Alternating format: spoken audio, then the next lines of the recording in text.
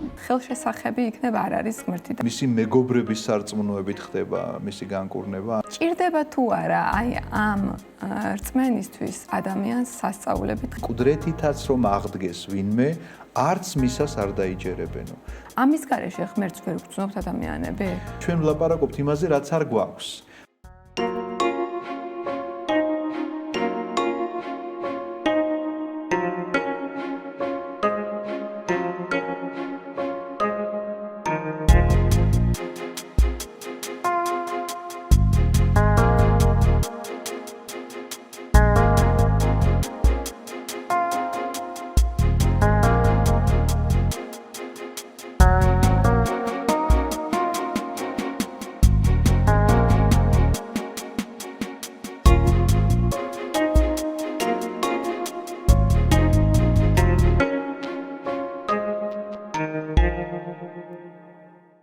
გამარჯობა. ეთერშია გადაცემა 3-წიდან იწყება. მე მისი წამყვანი მარიამ კაბედავა ვარ. დღევანდელ გადაცემაში ჩვენ გადავწყვეტეთ გვესაუბრა ჭირდება თუ არა თანამედროვე სამყაროში ადამიანს სასწაულები იმისთვის რომ დაიჯეროს ღმერთის. მოგესალმებით მამა კახაბა. მოგესალმებით თქვენ და ჩვენ ძვირფას მაყურებელს. მამა კახაბერ მახსოვს წინა გადაცემებში ჩვენ საუბრობდით ბევრს ღმერთზე, ყველა გადაცემაში ღმერთზე ვსაუბრობთ ძირითადად, მაგრამ ესეთი შეკითხვა დავსვი ერთხელ, რომ ხელშესახები იქნებ არ არის ღმერთი და ამიტომ უჭირს ადამიანს რაღაცების დაჯერება მეთქი და ჭირდება თუ არა აი ამ რწმენისთვის ადამიანს სასწაულები დღესაც დღევანდელ სამყაროში? საქმე იმაში გახლავთ, რომ სასწაულებით მოქცეული ადამიანს არ აქვს მყარი საფუძველი. სასწაული არ გახლავთ, ესე იგი ის საძირკველი, რომელზედაც შეიძლება დაეშენოს შენი რწმენა, იმიტომ რომ ადამიანი შეიძლება დარჩეს მერყეობაში რაღაცა სასწაულების მაძიებელი ადამიანი, მინდა გითხრათ, რომ სარწმუნოებრივად ვერ დგას ორ ფეხზე. კარგით, გეტყვით ამას საიდანაც ვამბობ, ეს არ გახლავთ ჩემი მოსაზრება და რაღაცა ფილოსოფიური დასკვნა, ეს პირდაპირ სახარებაში გვიწერია ჩვენ.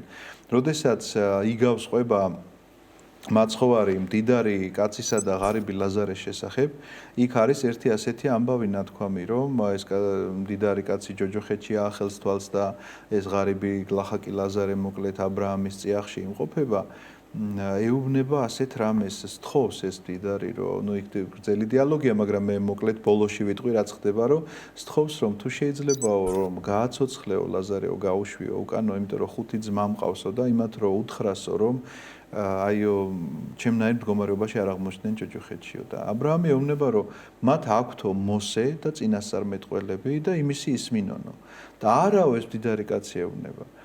მოსეს და წინასწარმეტყველებს არ მოისმენენო და თუ ვინმე მკვდრეთით აღდგება იმისას მოისმენენო. და ა ブラ ამი პასუხობს ასეთ სიტყვებს.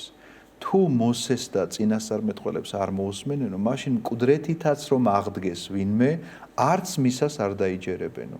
და ნამდვილად ჭეშმარიტად ასე არის ეს.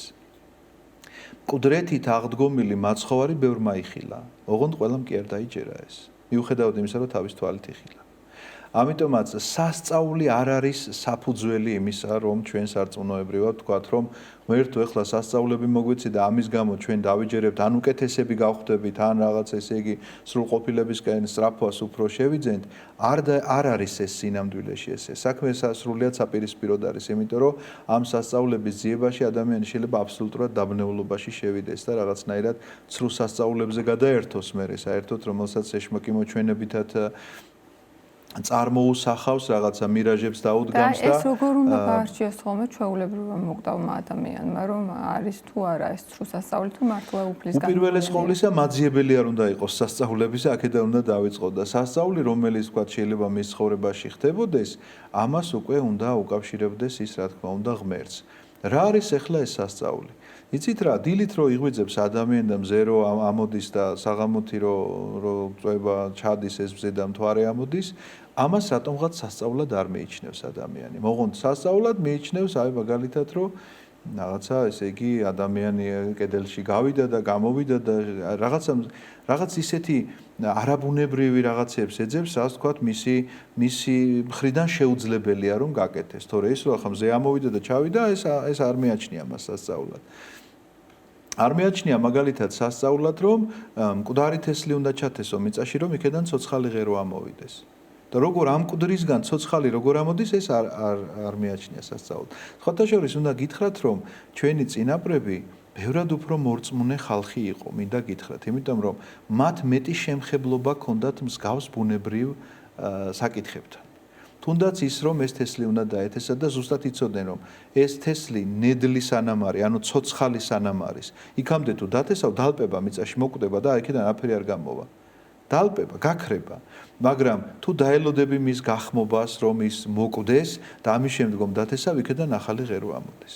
და ამ ყველაფრის შემხედარე ალბათ ისინი რა თქმა უნდა ამ ბუნების შეცნობით როგორც წერია 60 ქულოში რომელთა ამართ ეპისტოლეში პირდაპირ ამბობს რომ ამ ქმნილი სამყაროთი შეიცნობა უქმნელის ხელი რომელმაც ეს ყველაფერი ქმნილი შექმნა.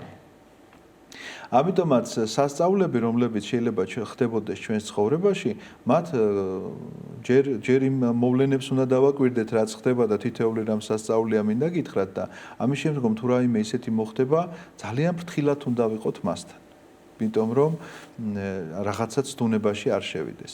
მათ შორის არის მირონდინარე ხატები, რომლებსაც ჩვენ ვხედავთ და მე პირადად მინახავს და მართლაც საოცრებაა, რომ უცბად ეხა ჩვეულებრივი ხატი, მათ შორის ის კი არა, რომ ხეზე დაწერილი. ჩვეულებრივად შეიძლება ქაღალდზე დაბეჭდილი ხატი სადღაცას მირონი წამოსვლია და ისეთი სურნელება დატრიალებულა იქ, რაღაცა საოცარი მოვლენაა ესა და მე თვითონ მინახავს და შემხედრებ, მაგრამ არ შეიძლება რომ ამაზე გადაეგოს ადამიანი და მთავარი დაავიწყდეს. ასევე წმინდანთა თაყვანისცემა, როდესაც ხედავთ, რომ წმინდანმა სასწაული აღასრულა და წაავლენ ადამიანები და დაიწყებენ მერე იქ იმაში, რა ქვია, ცხოვრებას და ამ წმინდანის იქეთ ვეღარ გაახედებ ვერაფრისკენ, ავიწყდებათ ერთი რამ, რომ სასწაული წმინდანმა კი არ აღასრულა. სასწაული აღასრულა ყველა შემთხვევაში ღმერთმა, უბრალოდ ამ წმინდანის ან ხელით, ან რაღაცა ცხოვრებით, ან მისი უხრწნელი გვამით შეიძლება რომელიც შეიძლება მრავლად მართლმადიდებლურ სამყაროში მოიპოვებოდეს ამა თუ იმ წმინდანისა რომ ესეთი სასწაული დაგვიტოვა ღმერთმა. დღესაც არის ეს ყველაფერი. თუნდაც ის რომ იკურთხებან აიაზმა და ხედავ რომ წლის განმავლობაში ამ წყალს არაფერი არ მოსდის და სხვა უამრავი რამ შეგვიძლია ჩვენ ჩამოვთვალოთ. მაგრამ სახარებისეული სასწაულები რომლების შესახებაც მე თქმა მაშინ რატო გვიყვება სახარება იმ სასწაულებზე რასაც მრავლად არის და ხშირად ცოტათი კითხვის ნიშნებსაც იწვევს ხოლმე გაუგებარი ეპიზოდებიც გვხვდება. დიახ, არის რა თქმა უნდა, გაუგებარი ეპიზოდები თუ მას არ განმარტავთ, გაგვიჭირდება ამისი გაგება, მათ შორის იგავებისაც, რომელს შესახებაც რაღაცას მაცხოვარი ყვება, თუ არ გვეცოდინება იქაური ტრადიცია რა და როგორ და რატომ შეიძლება გაუგებარი იყოს, მაგრამ ხა იგავებს თავიტავანებოთ, რადგან სასწაულებზე გვაქვს დღევანდელი. მაგალითად მახსენდება დავრდომილის აღდგინება. მართლა ხელშესახების სასწაულია თითქოს თან ცოტათი დაუჯერებელი და ამ ეპიზოდს რო კითხულობ თან უკმაყოფილებასაც იწვევს თვითონ დავრდომილის მისამართით ჩვეულებრივი მკითხველის მხრიდან, იმიტომ რომ ის შემდეგ სათანადოდ ვერ დააფასებს ამ მოხდარ სასწაულს ცხოვრებაში. და რატომ არის ესეთი სასწაულები მოთხრობილი სახარებაში, თუ კი თან სასწაულებს არ უნდა ვეძებდეთ ადამიანები? სახარებაში მოთხრობილია იესო ქრისტეს სამქვეყნიური ცხოვრება და ბუნებრივი ამას ვერაცდებოდა მთხრობელი. თუმცა კი იქ იოანეს სახარებაში ძალიან გარკვევით ესე არის დაწერილი ბოლოში, რომ ყველაფერი ის რომ დაგვეწერა, რაც მან აღასრულა, ეს იქნებოდა ესე იგი ვერც ერთი წიგნი ვერ დაიტევდა ამას, რაც ესე იგი სამყაროში წიგნები არისო და ერთხელ სხვათა შორის მამა გაბრიელს უთქვამს ჩვენს წმინდა ღირს მამა გაბრიელს უთქვამს ასეთი რამ ამ ტექსტის განმარტებასთან დაკავშირებით, რომ განამართლა ვერ დაიტევდაო კაცო ახლა როგორ გამდე წიგნები გამოიძებნებოდა. აქ საუბარი რაზე არის, ვიცით რომ სასწაულები რომელიც მაცხოვარმა აღასრულა, იმდენი ისე მრავლად იყო და იმდენი იყო, იქ შეიძლება ესე იყოს რომ ბევრი განკურნა წერია ერთი სიტყვით, მაგრამ იმდენი იყო შეიძლებოდა ეს რაღაცა მითებს და ზღაპარს დამსგავსებოდა და ადამიანს პირიქით ნაკლებად მიეღო ეს ამბავი. რომ რაღაცნაირად ვერც კი გაეგო და ვერც კი აღექვა, რომ რა რეალობასთან აქვს საქმე და ამიტომაც რაც აუცილებელი იყო, მხოლოდ ის აუცილებლობა შემოკრიბეს მოციქულებმა. თან არის ძალიან საინტერესო რამ ამ სასწაულებში. მაგალითად, ლაზარე რომ მკვდრეთით აღადგინა, მხოლოდ იოანე ყვება ამის შესახებ. სხვა მოციქულები არ ყვებიან ამის შესახებ. მაგრამ 5000 კაცი რომ დააპურა 5 პურით 4-ვე მოციქული ყვება ამ ამბავს. რა უფრო მნიშვნელოვანია ახლა პურის ჯამა? როგორ არის დაალაგებული ხო, რა რის მიხედვით დაალაგდა ეს ამბავი? იგივე თქვათ იმ დავრდომილთან დაკავშირებითაც ჩვენ ვნახულობთ რამდენიმე დავრდომილს. ერთი, როდესაც გადახადეს სახურავი, იმიტომ რომ ახლოს ვერ მიდიოდნენ მაცხოვართან და ზემოდან ჩაუშვეს, ეს კაცი ისე დამბლადაცემულია, რომ საუბარიც არ შეუძლია. და მისი მეგობრების სარწმუნოებით ხდება მისი განკურნება, ანუ რამდენი რამ შეგიძლია შენ გააკეთო შენი მეგობრისთვის, ახლობლისთვის, ვისი ნამდვილი გულშემატკივარიც ხარ, ესე იგი შეგიძლია რომ მართლაც სახლს გადახადო სახურავი, არა პირდაპირ იმ მნიშვნელობით რომ ქრისტემდე მიაღწევინო ამ შენს გაჭირვებულ მეგობარს, რომელიც ვერ იღებს ხმას, ვერ ლაპარაკობს.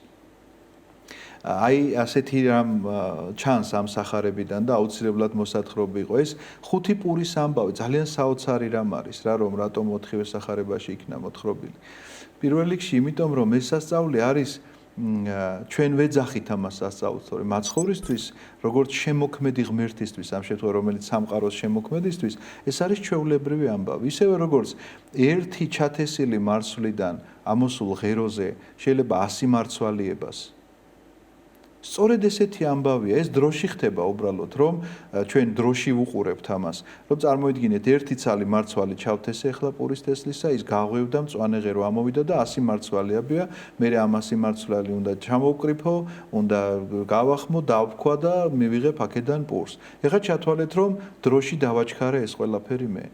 და აი ესე ხელის ესეთი მოფშვნეტით მოკლედ ამ პურიდან გავამრავლე ეს მარცვლები, პურები და მაცხოვარმა ეს აღასრულა, როგორც შემოქმედმა სამყაროსი და 4-ვე სახარებაში აღიწერა. თუმცა კი რატომ აღიწერა, ამას თავისი მიზეზიც აქვს, რომ იქ ნამუსრევი დარჩება 12 კოდორი.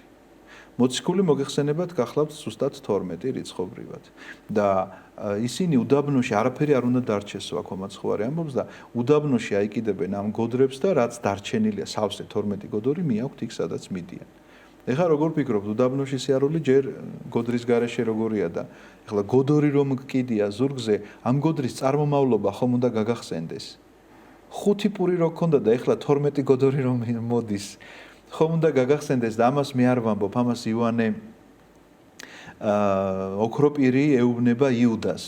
იუდაოს თუ ყველაფერი დაგავიწყდაო, რაც ქრისტეს გაუკეთებიო, ის მაინც რამ დაგავიწყაო, რომ უდაბნოში გოდორს ატარებდიო და ამ გოდორს, რაც წარმომავლობა საიდან ქონდაო. ამიტომ არ არის ეს შემთხვევი, რომ თქვა 4-ვე სახარებაში შეიძლება იყოს მოთხრობილი ამის შესახებ. იგივე აი ეს დავრდომილი, რომლის შესახებაც თქვენ მითხარით, რომ ჩვენ ვნახულობთ აბსოლუტურად უმადურობის გამოვლინებას, რომ შაბათ დღეს მოხდა მისი განკურნება, თუმცა კი უნდა ნახოთ აი ნებისმიერი ეს ურთიერთობა სასწაულთან მიმართებაში მაცხოვარი ადამიანებს როგორ ეურთიერთობება რა გინდა რომ გაგიკეთო ეუბნება როგორ ფიქრობთ ახლა რა უნდა უნდოდეს დავრდომილ ადამიანს რა შეიძლება ნატურა კონდეს მაგრამ ღმერთი ყოველთვის ეკითხება შენ რა გინდა რომ გაგიკეთო არ არსებობს რომ მან თვითონ მიიღოს გადაწყვეტილება შენს მაგივრად შენს ნაცვლად მან მიიღოს გადაწყვეტილება და შენ ან ასე ან ისე არა შენ გეკითხება ყოველთვის და როგორც თქვათ იქ ქორწილის იგავში არის იქ ისეთი სამოსლით რო არის ადამიანი არა საქორწინო ასე მიდის და ასე უნება მეგობარო აქ როგორ შემოხვედი როდესაც მეფეა და სრული უფლება აქვს პირველ ყოველგვარი შეკითხვის გარეშე მოკიდოს კეჩოში ხელი მის მსახურებს ესე უბრძანოს და გააგდონ გარეთ ეუბნება მეგობარო რატომ შემოხვედი აქ ამ შეუფერებელი სამოსით აი ესეთია ღმერთის დამოკიდებულება ადამიანთან და ამისი წარმოჩენა არის პირველ რიგში ის სახარებისეული თხრობა რის შესახებაც ჩვენ ახლა ვსაუბრობთ და ამ დავრდომილს ეკითხება რა გინდა რომ გაგიკეთო და ის ეუბნება რომ აქ სასწაული ხდება წელიწადში ერთხელ რომ ანგელოზი გადმოდის ამ წყალში, ამ საბანელში და ვინც პირველი ჩადის ის იკურნებოდა. ეს დავრდომილია ვერ მიდის წყლამდე და სანამ მე მივალო სხვები ჩადიან და იკურნებიანო და მაცხოვარი რა თქმა უნდა ყოველგვარი წყალში ჩასვლის გარეშე მას ერთი სიტყვით ეთყვის რომ ადექი და აიღე შენი ცხედარი ამ შემთხვევაში საწოლია და აიღებს ამ თავის საწოლს ეს ადამიანი. წარმოიდგინეთ დავრდომილი ადამიანი ჯერ ფეხზე რო წამოდგეს რამდენ ჩვენ შეიძლება უბრალო გაციებამაც კი საწოლიდან 2 დღე ვერ ადგეს ადამიანი და ეხლა დავრდომილი რომელსაც აბსოლუტურად ყველა კუნთი გამქრალი აქვს სასწაული ხდება მის თავზე განაწამოდგება და უკმაყოფილოა. მაშინ რატო იღებს ესეთი ადამიანის სასწაულს, რომელიც უკმაყოფილოა შემდეგ? იცით რა, უკმაყოფილო რატომ არის, მე ის უნდა ვნახოთ, რომ ესეთი ძალა ხომ მიეცემა, რომ ამ წამოიღებს. ეხლა გაჩნდება იქ კითხვები, რომ შაბათ დღეს როგორ შეიძლებოდა ესე იგი ესეთი რამ გაკეთებულიყო და ეს აღმოჩნდება ამ უმრავლესობის ტყვეობაში, უმრავლესობა, რომლებიც ესე ლაპარაკობს, რომ როგორ შეიძლება ეს სიკეთე იყოს, იმიტომ რომ შაბათს არ ღვევს. რაც დღესაც ხდება ჩვენს რეალობაში. რა თქმა უნდა და ამიტომ ის ივიწყებს იმ სიკეთეს, რომელიც მას გაუკეთა და იწყებს კანონებზე ლაპარაკს, რომ შაბათს განკურნა. ოღონდ არ იცის ვინ არის და ეკითხებიან ვინ იყო რომელმაც განკურნა და არ იცის. და ამის შემდგომ როგორც კი შეხვდება მას ესო და ეუბნება, რომ აი განკურნებული ხარ და აღარ შესწოდო. ეთყობა ცოდვების გამო იყო ერთ-ერთი ვარაუდი, ესეც არის ის რაც სჭირდა. აღარ შესწოდო ეს კაცი გარბის დევნება იესოა, რომელმაც განკურნა. ანუ დაასმინა ფაქტიურად და ეს თქვა რომ არსებობს ესეთი გარდამოცემაც, უფრო მწარე, რომელიც სახარებაში არ არის მოთხრობილი და ძალიან გულზე მოხვდება, მომხვედრია უბრალოდ და მოხვდება ყველა ადამიანს, ვინც ამას ნამდვილად ესე ცხოვრებისეულად განიცდის სახარებისეულ აი ამ ტექსტებს, რომ იქ სადაც მიმდინარეობდა იესოს სასამართლო, როდესაც ის შეიპყრეს მღვდელმთავრების წინაშე, ხელი რომ გაარტყა ერთ-ერთმა და უთხრა რომ გამოიცანე ვინ გააგარტყა ხელიო, სწორედ ეს ადამიანი იყო მისგან განკურნებული. არსებობს ესეთი გარდამოცემა, ხა ეს ამ გარდამოცემის სინამდვილეს ნამდვილად ვერ ვიტყვი რომ აუცილებლად ესეა, მაგრამ ის აუცილებლად ესეა, იმიტომ რომ სახარებაში წერია რომ უმადურია ადამიანი, აი ხა ამ წუთას დამებადა ეს შეკითხვა. რა თქმა უნდა, უმადურია.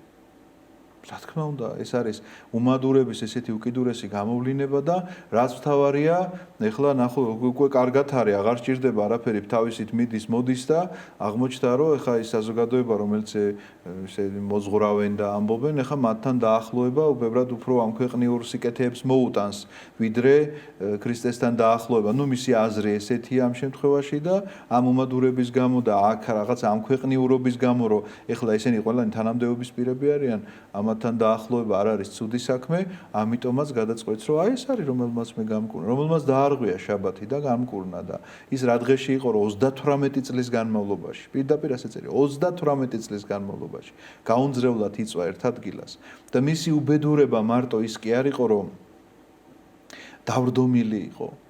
ამაზე დიდი უბედურება სჭირდა მას, რომელიც კონტექსტში იკითხება, რას ეუბნება იცით მაცხოვარს. რომ გადმოდისო ანგელოზი და წყალი აიმღვრევაო, არავინ არ მყავსო, რომ წყალთან მიმიყვანოსო. ეს იცით რას ნიშნავს? არავინ არ ყავს. მარტოა. და აი ამ სიმარტოვისგან ესე იგი თავის საშველად რას აკეთებს, რომ ვინც განკურნა, მას სიმარტოვისგან განსაკურნებლად შეიძლება არსებობდეს კეთილი საქმეები აკეთო და ადამიანები და ასე გახდნენ შენი მეგობრები და გადაწყვიტა რომ მეგობრობა გააგრძელოს ადამიანებთან იმის ფასად რომ მარტო არ იყოს და თქვას რომ აი ესოა რომელმაც დაარღვია კანონი და შაბათს განკურნა. ასეთი გახლავთ ზოგადად უმადური ადამიანის ბუნება, თვისება, რომელიც შეიძლება ასე როგორ უნდა ებრძოლოს ადამიანი შინაგანად ალბათ ყველას აქვს ეს უმადურება და სულ არის რაღაცნაირად განსწარო თითქოს რაც გაქვს გეკუთვნის, თითქოს ის სასწაულიც რაც შენზე მოიღო ღმერთმა, ესეც გეკუთვნოდა. მადლიერებისგან ესე იგი დაცლა ადამიანისა გახლავთ უკიდურესი ამპარტავნება. უკიდურესი ამპარტავნება, იმიტომ რომ მე მაშინ არ ვარ მადლიერი თქვენი, როდესაც აღარ მჭირდებით. იმიტომ რომ თუ არაფერში არ მჭირდები, მადლობა რატომ გადაგიხადო. ასეთია, შეიძლება ხმამაღლაც არ ფიქრობს ამას ადამიანი, მაგრამ რაღაცა ქვეცნობიერება კარნახობს, რომ მე ახლა მაგალითად მაქვს ბევრი ფული და ამიტომ არ მჭირდებიან ახლა ესენი ამათი მადლიერი, ესენი უნდა იყვნენ პირიქით ჩემი მადლიერები, იმიტომ რომ ვიღაცას ვეხმარები, ვიღაცას ამას ვაძლევ, ვიღაცას მაქვს ჯანმრთელობა, ამიტომ არ მჭირდება ექიმი, რატომ უნდა ვიყო ექიმის მადლიერი? თუნდაც ღმერთის მადლიერი, რომ ეს ჯანმრთელობა მაქვს. ხო და ამაზე არ ფიქრობს ადამიანი, იმიტომ რომ რაც აქვს გონია რომ ეკუთვნის და ამიტომ აქვს.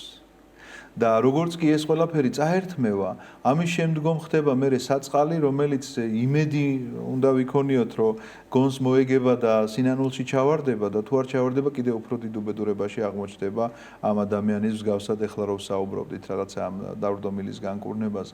ამიტომაც ძალიან დიდი სიფრთხილე მართებს, ძალიან მღვიძარება მართებს ადამიანს, აი სულიერი მღვიძარება, რომ თითოეულ ნაბიჯს, აი ადამიანებთან ურთიერთობებში, ღმერთთან ურთიერთობაში იყოს მოზომილი, იყოს რაღაცა ნაფიქრი და ღრმად გააზრებული თითოეული ეს ნაბიჯი, რომ რას ემსახურება ის, რასაც აკეთებს. იმიტომ რომ თუ კი დავიცალე ამ მადლიერებისგან, ესე იგი აღარ მჭირდები და იმიტომ აღარ ვარ შენი მადლიერი. და როგორ რომ მე მithქვამს ეს მაგალითი და კიდევ ერთხელ გავიხსენებ, ეხლა წარმოიდგინეთ ადამიანი, რომ დასვათ ისეთ უდაბნო ადგილას, სადაც კაციშვილის ჭაჭანება არ არის. აი ერთი ადამიანი არ ჭაჭანებს,